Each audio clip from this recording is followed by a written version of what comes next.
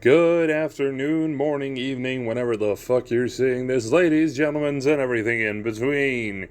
This is supposed to be a Fireside Talks, but because of conflicting schedules and other unforeseen circumstances, we have not been able to meet up and do a Fireside Talk. Instead, this is going to be the first episode of Candleside Talks, where one or both of us sit down and talk about a subject that we wish to touch upon briefly. Now, this will be scripted as we wish for these kind of segments to be talked about in a bit more of a serious manner than we usually do. They're intended as a potential platform to launch a discussion on a variety of subjects, and we will try to find enough topics to touch upon to release one episode per week, usually on Sundays, but this one is going to be instead of a Fireside Talks. We apologize again. Now, if you agree or disagree with anything said in these videos, feel free to sound off in the comments, but remember, we ask that you keep it civil. Today, it's, of course, just me, and I'll be covering the topic of objectivity versus subjectivity in game reviews. Now, this topic came about due to a discussion I saw in the comments section of a post on Instagram. The topic in question was on which Dark Souls game was the best, where one party said, and I quote, "Yes, I understand that it's down to opinion, and I respect your opinion, bro, but saying it's the best isn't objective, it's subjective because it's the one you enjoyed the most, and I respect that. But when it comes to objectivity, then we see which one is truly the best, which is judged by skilled people. The person in question should really learn how to use commas and punctuation." Now then, this comment was made in reference to the fact that game reviewers favored other games in the Dark Souls series over Dark Souls 2, or at least it seems so, because funnily enough, on the PlayStation side of things, which was the first to pop up when I searched for the Metacritic score for the games, we see that Dark Souls 1 received an 89, Dark Souls Remaster received an 84, deservedly so I would say. Dark Souls 3 received an 89, Dark Souls 2 Scholar of the First Sin received an 87, and the original Dark Souls 2 received a 91, which is more heavily favored for some fucking reason. Now, this statement poses that when a game reviewer judges a game, the score they spit out at the end of the review or the judgment that is passed is indeed 100% objective. I believe this statement to be false, and I will spend the next God knows how many minutes discussing why. First, we must define the words objective and subjective. The following definitions are taken from dictionary.com. Objective, noun, of a person or their judgment not influenced by personal feelings or opinions in considering and representing facts. Subjective, which is an adjective, and it means based on or influenced by personal feelings, taste, or opinions. Now then, since we have a baseline to work from with definitions well established, let's get on with the discussion. The first thing I would like to touch upon is game reviewers in and of themselves. The original comment poses that the rating of a game is made by skilled people. First off, I would like to say that that is not necessarily a fact for three very obvious reasons. Reason number one, there have been several notable examples of people working for big-name companies such as Kotaku being horrendous at playing the game where they were supposed to review.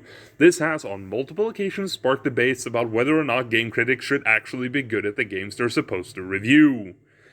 Reason number two, anyone can start a company or a blog where they review games and be considered a game critic. Sure, they may not officially be recognized by Metacritic, but they are still technically a game critic. Reason number three, user reviews are a thing and are recognized by Metacritic, although they are not counted with the official rating. This means that anyone can technically be a game critic. Hell, I was a game critic in air quotes when I was 15. Yes, I was writing reviews and news articles for a page almost 9 years ago. Although they garnered some positive attention, I did not hide the fact that my reviews were highly subjective. But moving on from that, let's actually look into the statement just a little bit further and just look at some of the big names of the industry. Now let's, for argument's sake, say that we only recognize the voices of the big names in the industry, such as Kotaku, IGN, Game Informer, the list goes on. Back in September of 2015, Kelly Plagg of IGN reviewed Pokemon Omega Ruby and Alpha Sapphire. In the introduction to the review, she says, and I quote, "As I played Pokemon Alpha Sapphire and Omega Ruby, my memories of certain trainers, one-liners, and their Pokemon teams came rushing back from my time with the original Pokemon Sapphire and Ruby in 2002. Experience this classic role-playing game again in beautified 3D was truly a nostalgic trip, from the cute friendship-themed plot to the touching end credit sequence. Now, she does go on to criticize certain aspects of the game, which are in and of themselves fair. However, we can see from the opening lines that this is a game which brings her on a big nostalgia trip. Now, I believe that while she does her best to praise what has been improved and chastise what should have been improved, from the get-go we have a feeling that she's not indeed 100% objective in her review. There are also examples of game critics who have embraced the whole concept of impossibility of objectiveness.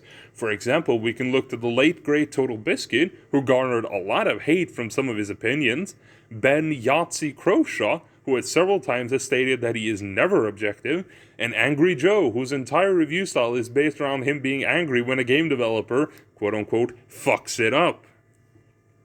All three of these game critics are in some way big names in the industry, and no one can argue that they are objective in their review styles. I mean, Ben has even come out and specifically said he won't be able to be objective on many occasions. Notable example can be found in his Dark Souls 3 review, where he right out of the gate states that he is indeed biased and the review comes from a fan of the series. Another notable example can be found within Total Biscuit's videos, where he openly admits he is not a fan of certain genres, so his opinion will be colored by that. Lastly, I would like to touch upon why I believe subjectivity in game reviews is a good thing. Sure, striving for objectivity is a good basis for reviewing games. Looking past glaring flaws just because you love a specific genre is detrimental to the consumer who listens to you and the company who made the game, since they might get the impression that releasing broken games with glaring flaws is okay somehow. However, we will never be able to achieve true objectivity given the fact that game critics have one major flaw. They're human. As humans, we are fallible, we have opinions, we have biases, we have certain genres we're not good at or do not like. You know, in my case, I'm not a fan of open-world RPGs. If you put me in front of Skyrim or The Witcher, I can certainly see why people might like it, but my review of it will be littered with criticism based on the fact that I do not like open-world RPGs, and certain mechanics pertaining to the genre frustrates me. Also, we have notable examples where the fact that someone is not good at certain games color the way they review said game. I can't find a review, and I don't really care to look too hard for it, but take the notable example of the DMC5 review, wherein the game critic said that the music was bad, and subsequently it was revealed that the music will pick up pace and become more kick-ass the better you do at the game. That's an example of perceived objectivity that turns out to just be based on someone being bad at the game. So in conclusion, no.